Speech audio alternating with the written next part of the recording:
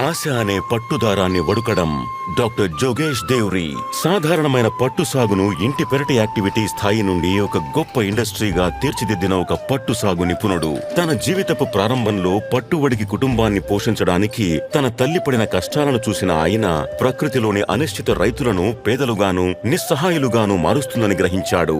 చిన్నప్పటి నుండి మా అమ్మ ఎరి పట్టు పురుగులను పెంచడం చూశాను. అప్పటి నుండి నాకు దానిపై ఆసక్తి పెరిగింది. నాకు ఎప్పుడైనా అవకాశం లభిస్తుందని అనుకునేవాణ్ణి. ఈ రంగంలో నేను ఏదైనా అర్థవంతమైన పని చేయడానికి ప్రయత్నిస్తాను. ఆయన దీన్ని దశలవారీగా పరిష్కరించాలని నిశ్చయించుకుని దృఢమైన నమ్మకంతో అధిక దిగుబడినిచ్చే ఎరి పట్టు పురుగును ప్రోత్సహించారు. కానీ ఒక అడ్డంకి మాత్రం మిగిలే ఉంది. దాని మేతగా ఉపయోగపడే కేసురు మరియు ఆముదం ఆకుల లభ్యతలో ఉండే కాలానుగుణ మార్పులు ఆకు కొరతైనప్పుడు రైతులు తమ ఆదాయాన్ని కోల్పోయేవారు. డాక్టర్ దేవ్రీ రంగంలోకి దిగి ఏడాది పొడవునా ఉత్పత్తిని నిర్ధారిస్తూ బదులుగా టాపియోకా ఆకులను ప్రవేశపెట్టారు. ఆయన ప్రాథమిక వ్యవసాయం దగ్గర ఆగిపోలేదు. అతను శ్రమతో కూడిన చేతితో నడిచే రాట్నాలను యాంత్రిక రాట్నాలతో భర్తీ చేశారు. ఆధునిక యంత్రాలను ప్రోత్సహించడానికి, రైతులకు యువకులకు శిక్షణ ఇవ్వడానికి, అలాగే భారీ స్థాయి ఉత్పత్తిని ప్రేరేపించడానికి కోక్రాఝార్ లో సమగ్ర బోడోల్యాండ్ పట్టు పార్కును స్థాపించారు. ఈ ఉత్పత్తులకు గిరాకీ పెరుగుతోంది. మేం వీటిని అస్సాం దాటి బయట కూడా అమ్మగలిగాము.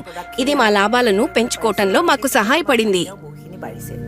దీనితో పాటు పట్టుగూడు నుండి చివరి ప్రింటెడ్ ఫ్యాబ్రిక్ వరకు ప్రతి దాన్ని ఒకే గొడుగు కిందకు తీసుకురావడంలో ఆయన ఒంటి చేత్తో విజయం సాధించారు.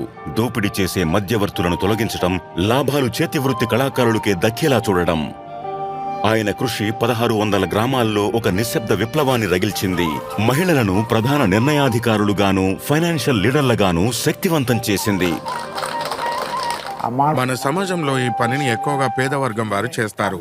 కానీ మనం విద్యావంతుల వర్గాన్ని కూడా ఇందులో చేర్చాలి.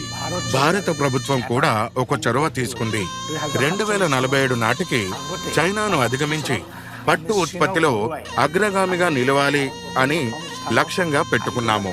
ఆయన సంప్రదాయ మూగా సిల్క్ ను మరువలేదు. మానస్ జాతీయ పార్క్ సమీపంలో ఒక వన్య మూగా సంరక్షణ కేంద్రాన్ని ఏర్పాటు చేయడం ద్వారా వారసత్వం, ప్రకృతి రెండూ కలిసి వర్ధిల్లగలవని నిరూపించారు. నేను స్పష్టంగా చెబుతున్నాను, రేపు ఒకవేళ మూగా కనుమరుగైపోతే మనం ఆర్థికంగా నష్టపోవడమే కాదు, మూగా లేకపోతే బీహు కూడా లేదు. ఈ విషయాన్ని ఆ దృక్పథంతోనే చూస్తాను. డాక్టర్ జోగేష్ దేవ్రీ ఒక దృఢ సంకల్పం గల వ్యక్తి మరియు సంస్కర్త.